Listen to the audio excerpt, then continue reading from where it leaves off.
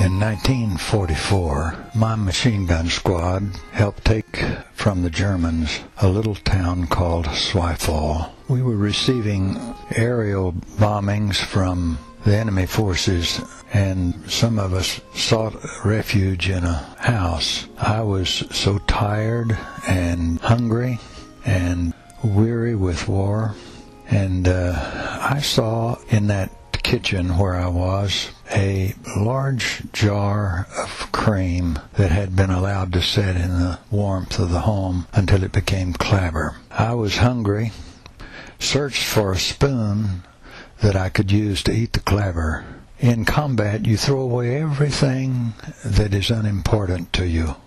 And I had thrown away my mess kit and knife, fork, and spoon that was government issue, because to rattle in the night as you were approaching a city or inroad, you would reveal your presence.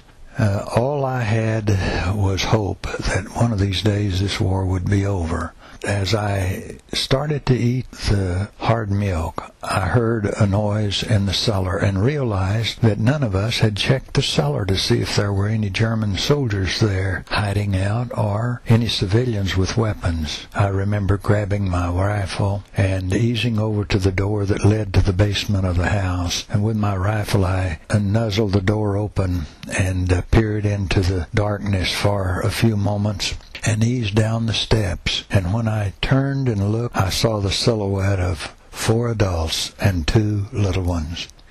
I looked around, saw no soldiers and saw no weapons, and backed out the stairs and pulled the door to. I returned to the kitchen, ate the clabber, and when I finished, I took the little silver spoon to the sink, washed it, and put it in my pocket.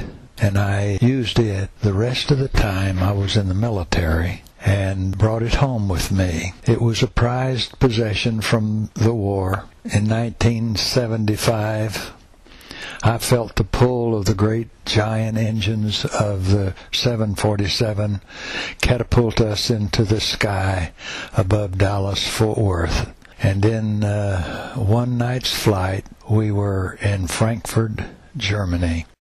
We would be making our trip the next day to Zweifel. And as we drove around, I immediately identified the house in which I spent one night in 1944, and I felt in my pocket and the spoon was there. So I went on down the street and stopped the car in front of the home that belonged to Joseph and Anna Schreiber. By then, the neighbors had heard that there was an American Panzer, and they wanted to see him and greet him. And in a little while, there was quite a group of people gathered around the car. In a few moments, Miss Button came up to our vehicle and introduced herself and said, "I'll interpret for you." I said to them, "Now, I spent the night in this house." Miss Button said, "No one from that house is out here. The lady is there, but she is not out here."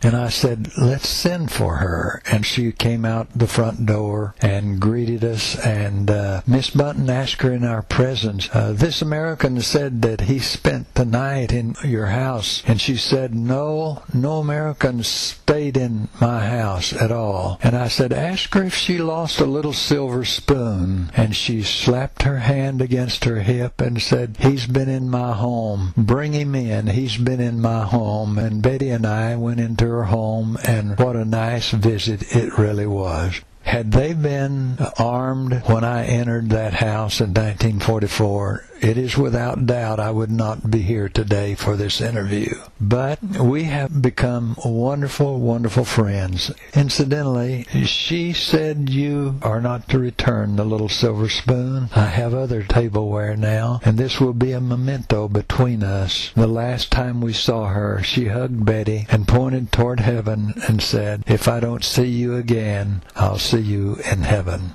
When I returned the little silver spoon to the Schreibers, for me, the war was finally over.